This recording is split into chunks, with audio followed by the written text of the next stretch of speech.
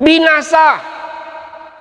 Tidak mau orang berkawan dengan kita, tidak mau orang duduk makan dengan kita. Kenapa? Tidak pernah mau untuk membayarkan orang lain, tidak mau untuk membayarkan untuk dirinya sendiri. Binasa, kata Rasulullah. Di dunia saja dijauhkan oleh orang, apalagi besok di akhirat. Orang yang pelit, orang yang tak mau mengeluarkan hartanya di jalan Allah, Allah ancam dalam Quran. Buka surat Ali Imran. Apa kata Allah? Yauma yuhma 'alaiha fi nari jahannam fatukbiha jibauhum wa junubuhum wa zuhuruhum.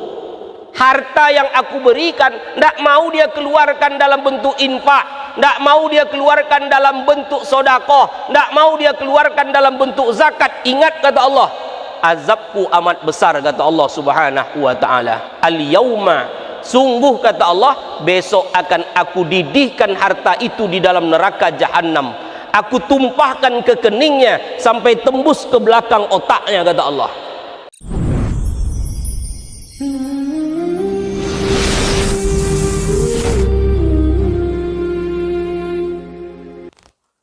A'udzu billahi minasyaitonir rajim. Bismillahirrahmanirrahim. Assalamualaikum warahmatullahi wabarakatuh. Alhamdulillah, nahmaduhu wa nasta'inuhu wa nastaghfiruh, wa na'udzu billahi min sururi anfusina wa min sayyiati a'malina. May yahdihillahu fala mudhillalah wa may yudlilhu fala hadiyalah.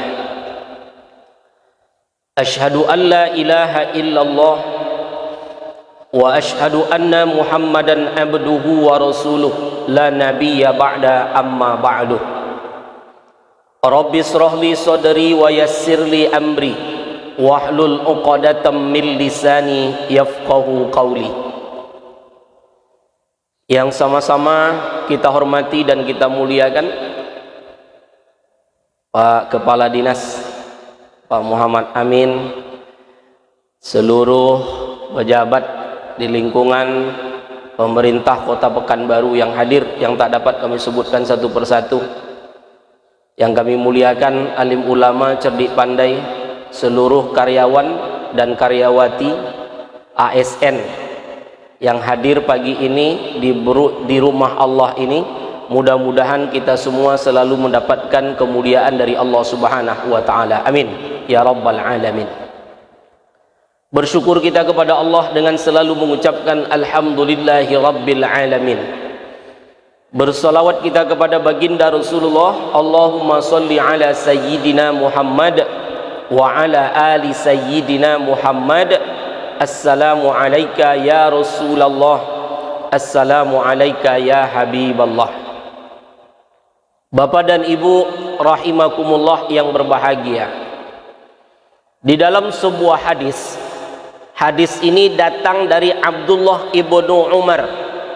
Qala Rasulullah sallallahu alaihi wasallam, Rasulullah sallallahu alaihi wasallam pernah bersabda, salasun muhlikatun, ada 3 yang akan membinasakan manusia.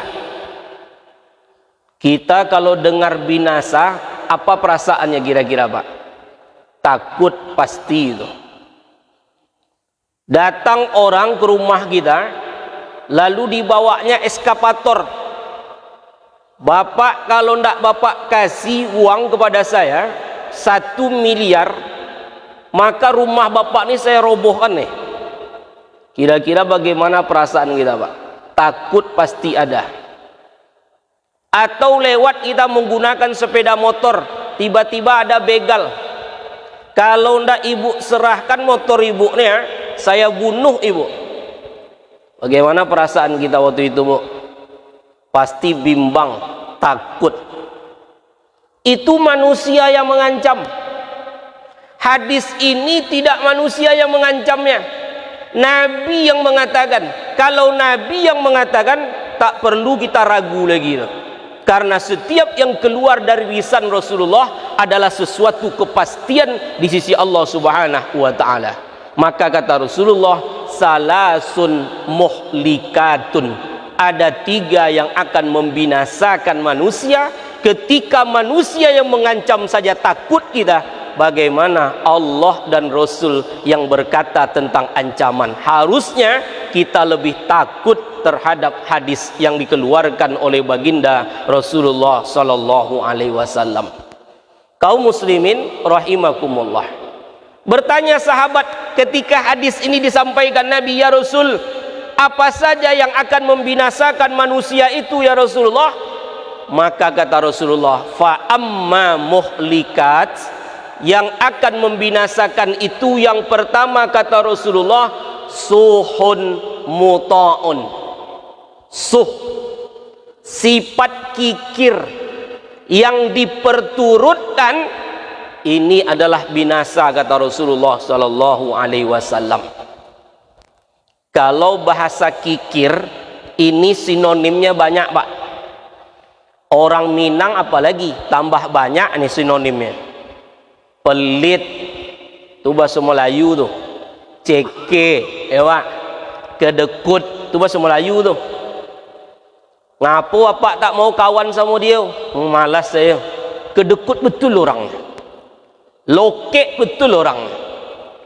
Jadi kalau Minang sampilik karyang, jaguang, saku bajai, itu orang Minang tuh. Kalau orang Medan menyebut orang pelit nih olit. Kalau orang Jawa menyebutnya apa? Orang Jawa menyebut orang pelit nih, Pak? Ada Jawa sini. Nih Mas nih Jawa, Jawa Selat Panjang. Ya. Maka kata Rasulullah, suhun muta'un. Suh, kikir, pelit, ceke, sampilik karyang, jaguang kalau disimpan di dalam diri kita, ini binasa kata Rasulullah SAW. Di dunia binasa, apalagi besok di akhirat. Contoh, biasanya akan nampak, Pak, asli seseorang tuh kalau kita pergi jalan-jalan sama dia. Maka kata Imam Asy-Syafi'i, kalau engkau ingin menengok sifat asli kawan kamu tuh, pergi safar minimal 3 hari lah, jadilah, kata Imam Syafi'i, akan nampak aslinya. Siapa yang pelit, bagaimana tidurnya, bagaimana kebiasaannya, tuh nampak tuh. Hari pertama biasanya jaga image, jaim-jaim semua, Pak. Tapi hari kedua mulai nampak tuh. Sekamar dengan dia, siapa yang malas mandi, siapa yang handuknya kalau sudah mandi sembarang aja ditaruh, itu nampak tuh, Pak. Siapa yang pengentut, siapa yang ngorok tidurnya, itu nampak tuh, Pak. Dalam rumah tangga kan gitu juga, Pak. Dulu kan sebelum menikah dengan istri, sebelum menikah dengan suami kan tidak nampak asli kita tuh, Pak. Makan ditahan-tahan tuh, diundang sama mertua ke rumah. Nak, ke rumah ya, nanti mama mau masakkan makanan yang enak. Baik, begitu sampai di rumah tuh disuruh makan, nahan-nahan lapar gitu tuh. Ndeh seketek wak makannya, Bu. Tapi setelah menikah nampak aslinya, Pak. Kira subakul makannya, Pak. Ketika pergi safar, kata Imam Syafi'i, pasti nampak aslinya. Maka inilah ketika orang yang pelit itu nampak aslinya ketika pergi bersama dengan dia. Pergi jalan-jalan ke suatu tempat, lalu tiba-tiba lapar perut, singgah di rumah makan, duduk di empat orang di meja yang sama. Giliran nanti mau bayar, nih orang pelit nih udah nampak langsung nih, Pak. Bu, kita BM ya, Bu. Tahu BM, Bu? Apa BM, Bu?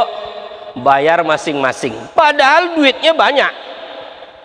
Ditanya sama ibu yang satu, Bu, ibu tadi berapa dikasih suami ibu untuk uang saku? 3 juta. Ibu berapa? 2,5 juta. Ibu berapa? 1 juta. Ibu berapa? 1 juta cuman. Seharusnya yang banyak itu kan bisa tuh membayar uang bagi orang yang sedikit mungkin. Tapi maaf, Pak, karena ceke sampilik karyang nyobe sabuk lah, BM aja lah, Pak. Gitu. Berapa betul lah makan, Pak? Pergi makan bersama paling banyak 25.000 tu dah kenyang tu dah. Pak Amin ya. Makan nasi sama lauk keluar kota tu ditambah dengan jus paling 25.000 ya. 4 semeja paling habis 100.000. Kan tak habis banyak tu loh. Tapi orang yang pelit, orang yang ceke, sampilik karyang tak mau dia. Bahkan yang paling parah, ada orang yang lebih tinggi daripada pelit, namanya bakhil. Setiap kali giliran membayar, mulai mencari-cari alasan. Awak permisi dulu ke belakang yo. Ambo kalau setiap kali selesai makan go paruh ko ndak tahan ya. Ditengoklah kawan tuh. Sudah dibayar atau belum punya saya ya kan gitu. Bapak dan Ibu rahimakumullah yang berbahagia, jangankan untuk membayar untuk orang lain, membayar untuk dirinya, dia usahakan agar orang lain membayarkan untuk dirinya. Nauzubillah, ini orang yang paling bakhil nih Pak. Pertanyaannya, kalau sempat sekali pergi dengan orang ini mungkin menahan diri kita. Kalau 2 kali sampai 3 kali, mau tak kita pergi sama orang kayak gini nih Pak? Mau Pak? Kan tak mau loh. Diajak sama Pak Kepala Dinas, besok kita jalan-jalan. Tunggu dulu Pak, tengok abjad nama dulu Pak. Ada nama Pak tu, ada ndak payah do Pak. Ngapa gitu? Kok ceke orang kok Pak. Kok sempilik karyang orang kok Pak. Binasa.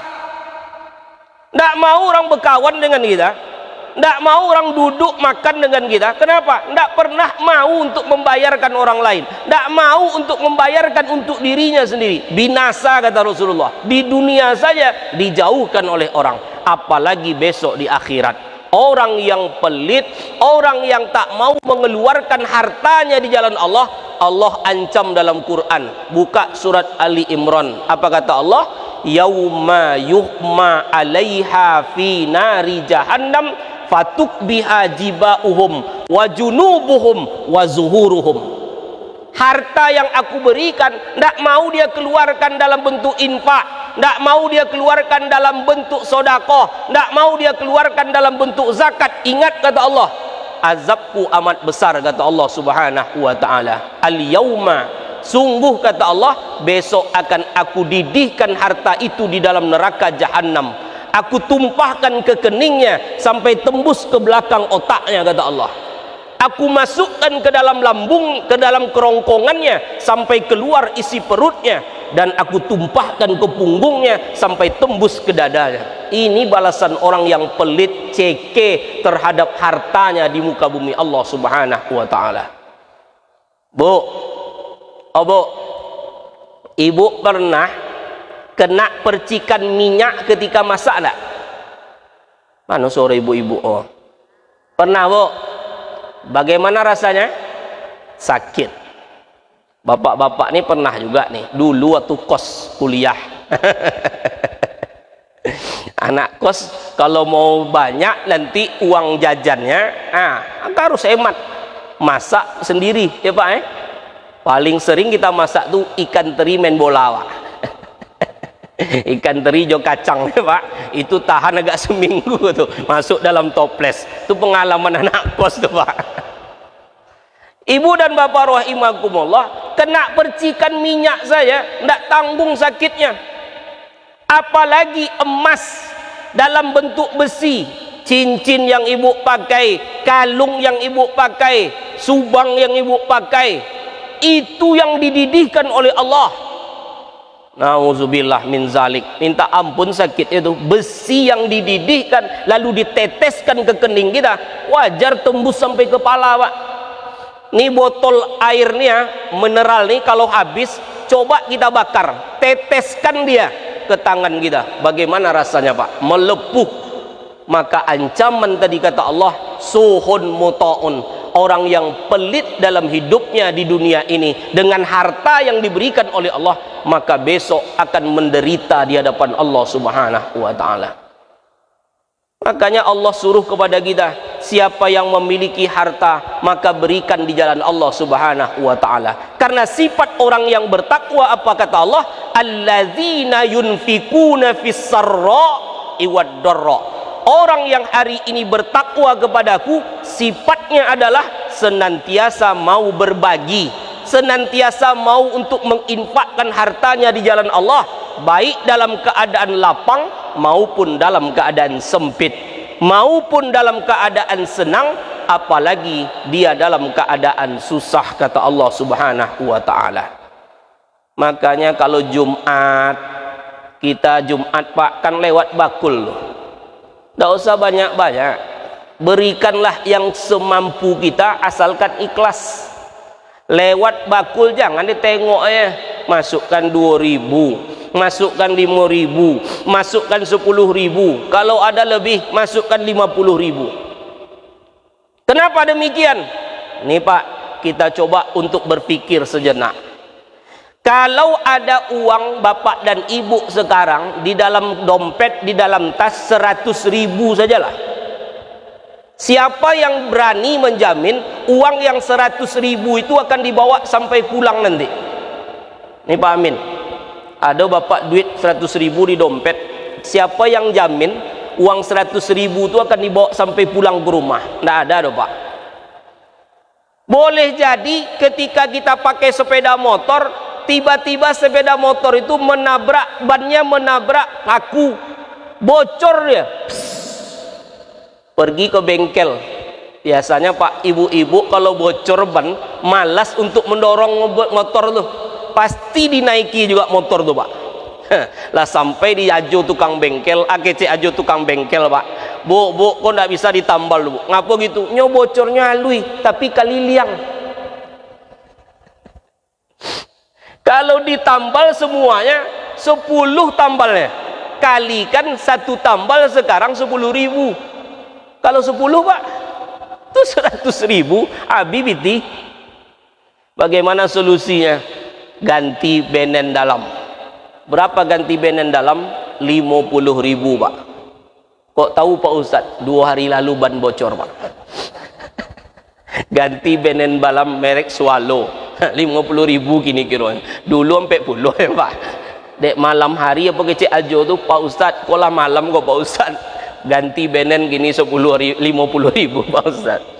50.000 habis, tinggal 50.000. Ada enggak jaminan sampai ke rumah? Belum tentu.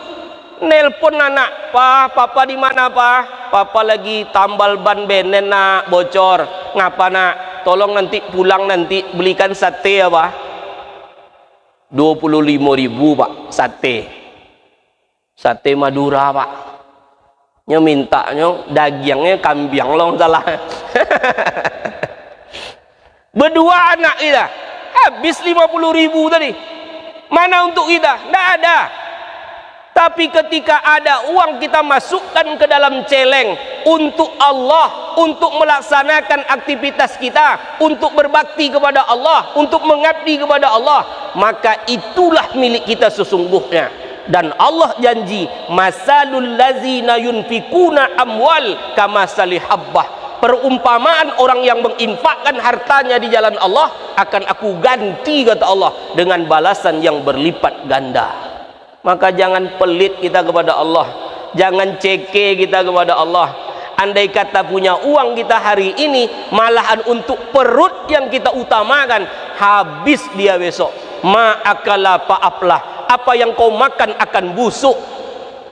Pagi tadi yang sarapan lontong, tunjang, nanti siang apakah tunjang tuh yang keluar? Kan enggak loh Pak. Di mana lontong tunjang sih Ustaz? Enggak, semuanya akan busuk. Nanti siang yang keluar beda itu. Tapi banyak orang lebih mengedepankan perutnya ketimbang lewat bakul, ketimbang dia mau berinfak, ketimbang dia mau menolong orang. Maka hari ini Bapak dan Ibu rahimakumullah, agar kita tidak binasa, kata Rasulullah SAW, senantiasalah untuk mengeluarkan harta yang kita miliki di jalan Allah Subhanahu wa ta'ala. "Pak Ustadz, kami tidak punya harta Pak Ustadz, bisa tidak itu akan menolong kami besok Pak Ustadz?" Ada caranya. Apa caranya? Senyum. Ketemu dengan orang jangan ceke, senyumlah, dapat pahala. Saya tadi ketemu sama Pak Amin, memang senyum saya. Assalamualaikum Pak. Ketemu dengan Firman tadi senyum. Ketemu dengan Pak Ketua senyum saya tadi. Kenapa? Tidak ada duit saya untuk memberikan orang ini. Malahan saya dapat duit tadi. Belum ceramah saya dah kasih duit saya dah. Alhamdulillah saya bilang kan gitu. Senyum pun tak mau kita. Ini yang paling sampidik karyang orang ni. Ketemu dengan kawan manyun. Kawan tu dah payah dah. Bu, apa kabar bu? Tak juga senyum ibu tu doh. Masalah di rumah jangan dibawa kemari. Cukup sampai depan pintu rumah sajalah bu. Ketemu dengan kawan senyumlah. Tabassumuka biwajhika akhihi sedekah. Senyummu ketemu dengan saudaramu itu sedekah. Tak mau kita bersedekah dengan senyum. Ini yang paling celaka orang ni Pak. Tak pula mengeluarkan duit, tak mau kita, na'udzubillah. Maka sesungguhnya banyak sedekah kita. Ketemu kawan saja, di mana saja kita ketemu, itu adalah sedekah, kata Rasulullah sallallahu alaihi wasallam. Ini ajaran Islam. Islam tak pernah mempersulit kita, malah memberikan keringanan kepada kita. Tapi nilai ibadah itu banyak di hadapan Allah Subhanahu wa taala. Suhun muta'un. Kikir yang kita perturutkan, ini yang akan membinasakan kita di hadapan Allah Subhanahu wa taala. Yang kedua, apa yang akan membinasakan manusia, kata Rasulullah, wa hawan muttabaun. Hawa nafsu yang selalu diperturutkan. Bapak dan Ibu rahimakumullah yang berbahagia, manusia diciptakan oleh Allah, disebutkan dalam Al-Quran bashar. Apa makna bashar? Makna bashar itu ada dua unsur dalam diri kita nih. Yang pertama unsurnya takwa, yang kedua unsurnya hawa nafsu. Makanya Allah katakan dalam Al-Quran, fa'alhama fujuraha wa taqwaha. Aku berikan jalan kepada manusia itu dua. Yang pertama fujur, jalan keburukan. Yang kedua takwa, jalan kebaikan. Sebelum Allah menciptakan manusia, Allah sudah berdialog dengan malaikat. Wa idh qala lil malaikati inni khaliqun bashar. Wahai malaikat, aku akan menciptakan makhluk yang berbeda dari kalian. Kenapa berbeda? Malaikat itu diciptakan oleh Allah, unsurnya adalah takwa, walaupun namanya nur. Makanya malaikat itu Pak, tak pernah dia melakukan kemaksiatan kepada Allah, karena sifatnya takwa. Tak pernah malaikat itu ingkar kepada Allah. Malaikat Jibril, apa tugas malaikat Jibril? Menyampaikan wahyu. Pernah tak sejarah mengatakan Jibril itu pernah korupsi tentang ayat? Kan tak pernah doh Pak. Iku ayatku mantap wah, ndak den lagi aja Muhammad doh, dia masukkan saku. Ndak pernah doh Pak.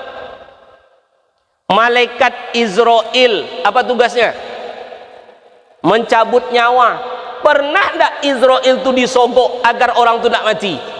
Pernah doh Pak.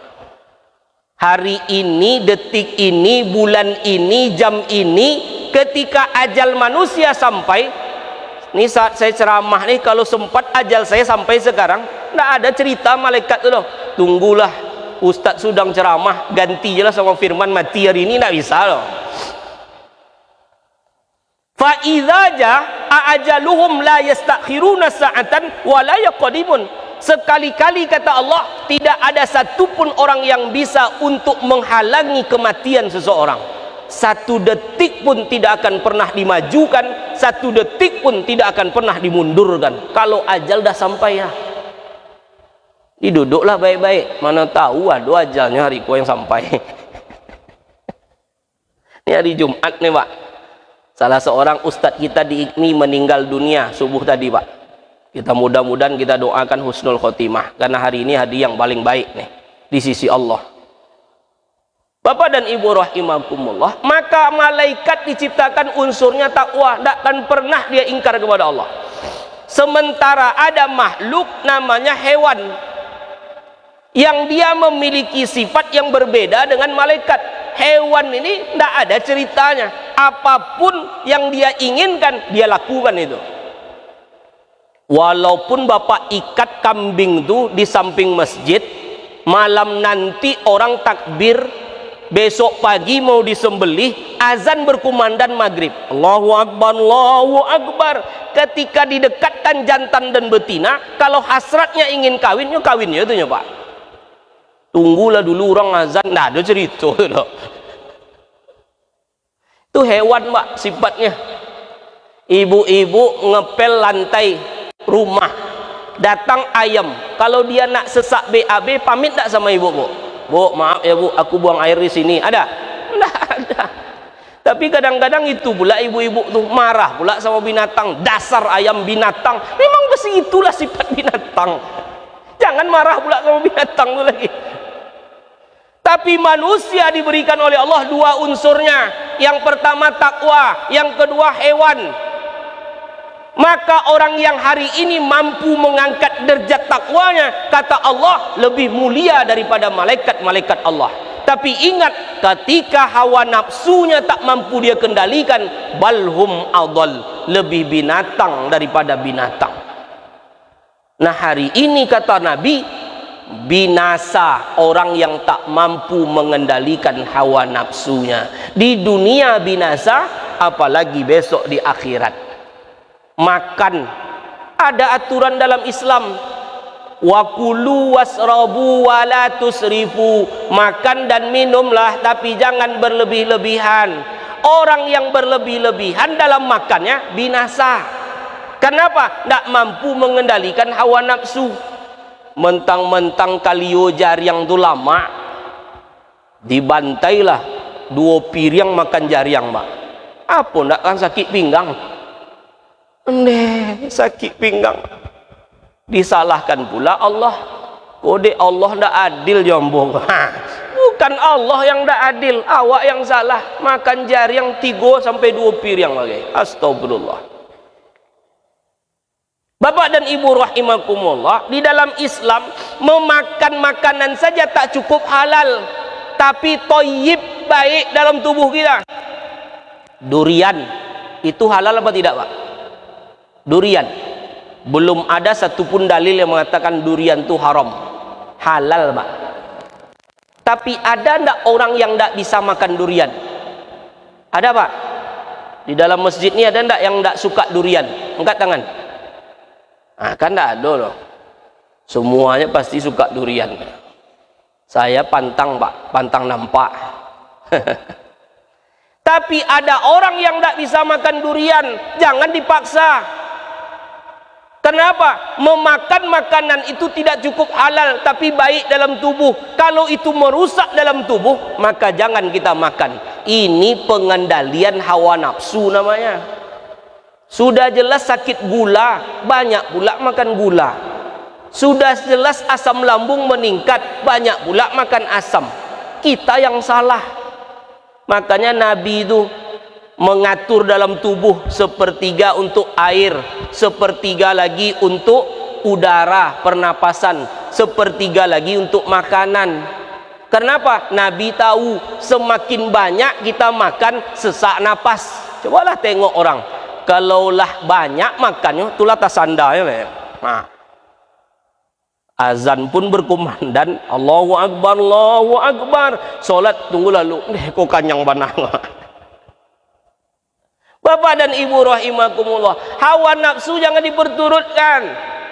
Ketika hari ini kita perturutkan hawa nafsu, di dunia binasa apalagi di akhirat. Apa dia hawa nafsu yang kita perturutkan? Maaf, apabila kita mengambil sesuatu yang bukan hak kita, Allah minta pertanggungjawaban besok di akhirat di sisi Allah Subhanahu wa taala.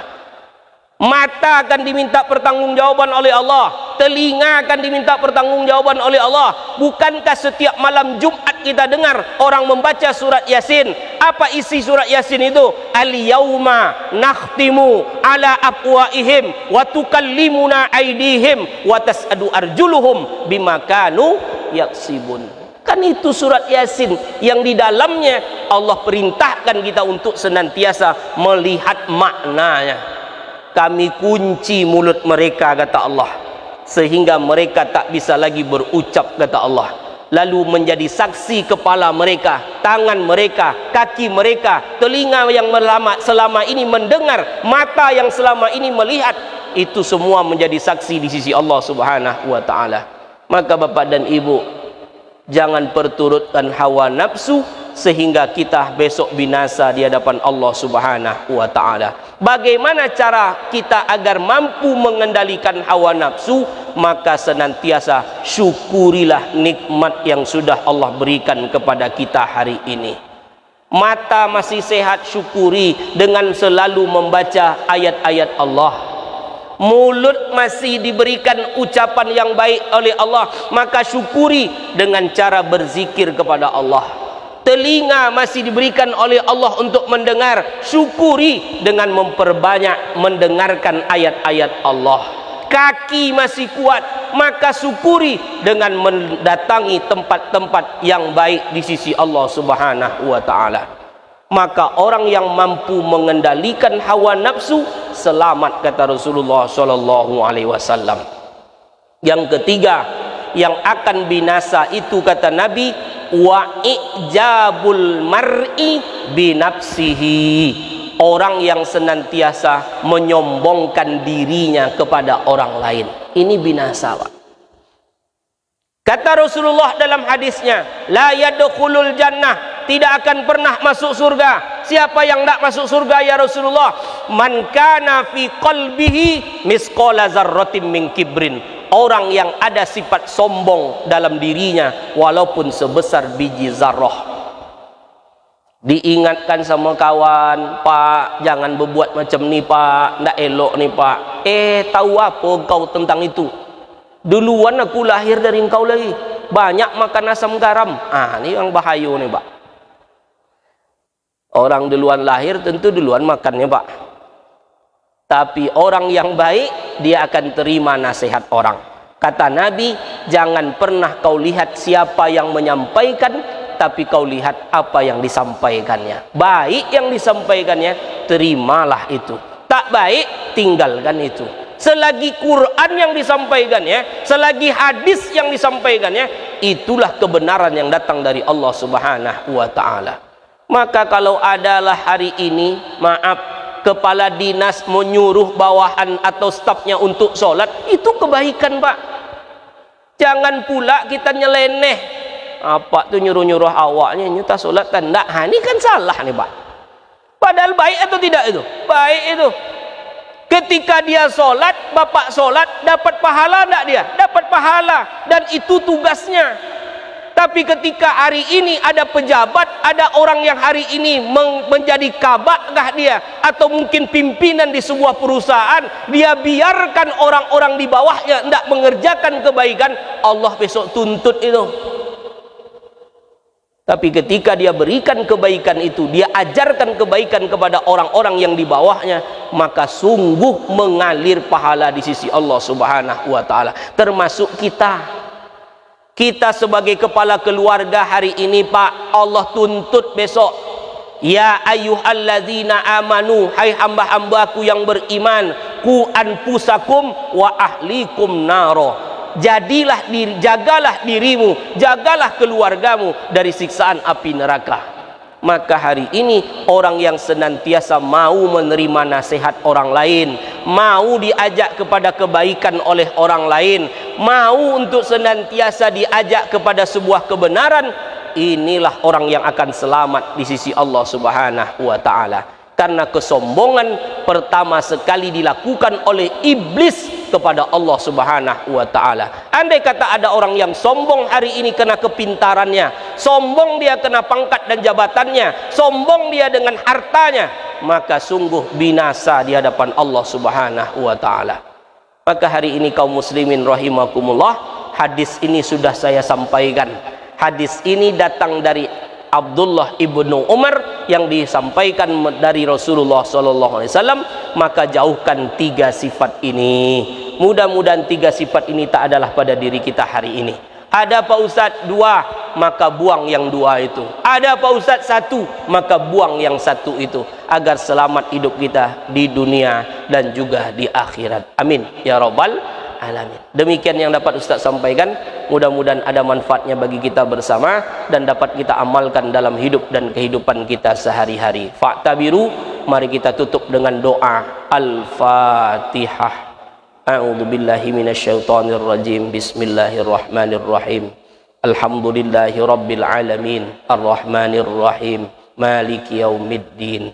Iyyaka na'budu wa iyyaka nasta'in. Ihdinas siratal mustaqim, siratal ladzina an'amta 'alaihim ghairil maghdubi 'alaihim waladdallin. Amin. A'udzu billahi minasyaitonir rajim. Bismillahirrahmanirrahim. Alhamdulillahi rabbil alamin, wassalatu wassalamu ala asyrafil anbiya'i wal mursalin wa ala alihi wa sahbihi ajma'in. Allahumma salli ala sayyidina Muhammad wa ala ali sayyidina Muhammad. La ilaha illa anta subhanaka inna kunna minaz zalimin. Allahumma ighfir lana dzunubana wa liwalidina warhamhum kama rabbawna shighara. Ya Allah, ampunkan segala dosa kami, ampunkan segala khilaf dan salah kami ya Allah. Ampunkan dosa kedua orang tua kami ya Allah. Andai kata orang tua kami sudah tiada, lapangkan kuburnya ya Allah. Jadikanlah kuburnya sebagai taman surga baginya ya Allah. Andai kata orang tua kami masih hidup ya Allah, berikan kami kesempatan untuk berbakti kepada mereka ya Allah. Rabbana zalamna anfusana wa illan taghfir lana wa tarhamna lanakunanna minal khasirin. Allahumma inna nas'aluka ridhaka wal jannah wa na'udzubika min sakhatika wan nar. Rabbana atina fid dunya hasanah wa fil akhirati hasanah wa qina azabannar. Walhamdulillahi rabbil alamin. Subhanaka Allahumma wa bihamdika asyhadu an la ilaha illa anta nastaghfiruka wa atubu ilaik. Wassalamualaikum warahmatullahi wabarakatuh.